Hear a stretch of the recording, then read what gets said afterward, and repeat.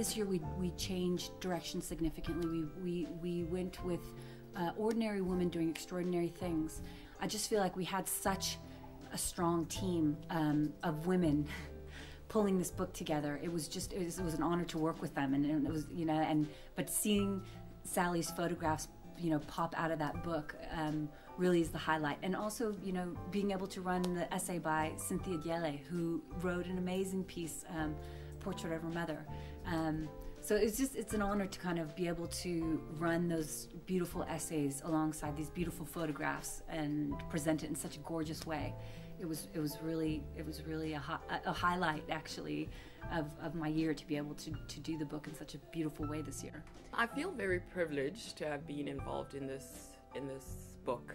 The letter is really about stories that I would like to know if I was 8 years old, and what my 8-year-old self would say to me. So it talks about love, it talks about losing things, it talks about gaining things, and I think most of all it talks about me having trust in myself rather than waiting for me to be 18 in order to have that. For me, all the women are amazing.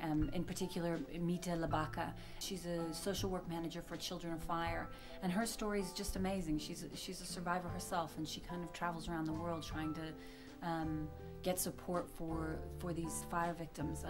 And she's amazingly well-spoken, and she's in her early 20s. For me, at 22, I couldn't ask for more. I would have never imagined at my age that I would be amongst great women who are trying to do their best to improve lives in South Africa. Photo shoot was an interesting thing to see all the pictures of other women which looked great.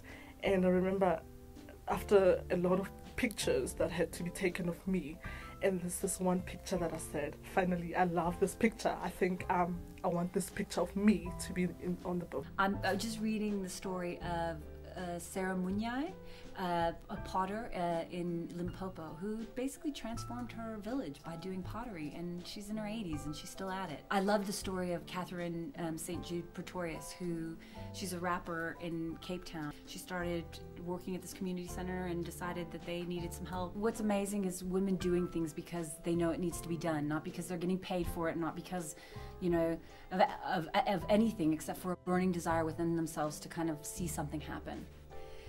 You know, we really made an effort to make sure that we got women from across the country, women of different ages, women of different cultural backgrounds, and I hope we succeeded in doing that, in telling the South African story, because that's a really big part of it. We had to send Sally all over the country. We had women from every single province.